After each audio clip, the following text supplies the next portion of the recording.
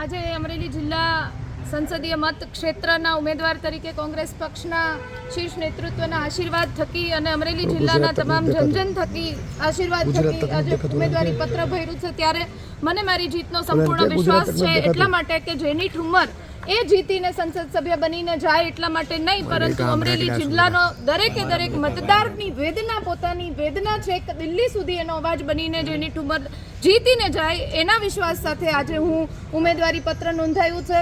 અમરેલી જિલ્લાના વર્ષોથી જે પડતર પ્રશ્નો છે, ખેડૂતોને પડતી વેદનાઓ છે, યુવાનોના હક અધિકારની લડાઈ છે, મહિલાઓને, વંચિતોને, શોષિતોને, પીડિતોને ક્યાંક એમના અવાજ બનવાની જરૂરિયાત છે, ત્યારે આ અવાજ બનવાની નેમ સાથે આજે હું આ ચૂંટણીના રણમેદાનમાં જંગમાં ઉતરી છું અને ઉમેદવારી પત્ર ભર્યું છે। ત્યારે મને સંપૂર્ણ વિશ્વાસ છે કે અમરેલીની જનતાનો આશીર્વાદ મારા ઉપર વરસશે અને આવનારી 4 જૂને હું વિજય ઘોષિત થઈને અમરેલી જિલ્લાનો અવાજ બનીશ, એમાં મને કોઈ શંકા નથી। બેન, ટ્રેક્ટર લઈને આવ્યા, કેમ આ નવતર પ્રયોગ કર્યો? નવતર પ્રયોગની કોઈ વાત નથી। ટ્રેક્ટર એ ખેડૂતોનું એક સિમ્બોલ કહી શકાય। ખેડૂતોને પડતી વેદનાઓ સ્વર્ગના સપના બતાવીને નરકમાં ધકેલવાનું કામ અને પાપ આ સરકાર જ્યારે ખેડૂતોને કરી રહી છે ત્યારે એની અવાજ બનવાની તાતી જરૂરિયાત છે, એમની વેદનાઓને વાચા આપવાની જરૂરિયાત છે। વધતા જતા ભાવો, નહીં મળતો વીમો, આ પ્રમાણે ખેડૂત પોતાની ખેતી છોડવા માટે મજબૂર બન્યો છે, ત્યારે એમનું સિમ્બોલ, ખેતીનું સિમ્બોલ ટ્રેક્ટર, ખેડૂતોનું સિમ્બોલ ટ્રેક્ટર લઈને આજે ઉમેદવારી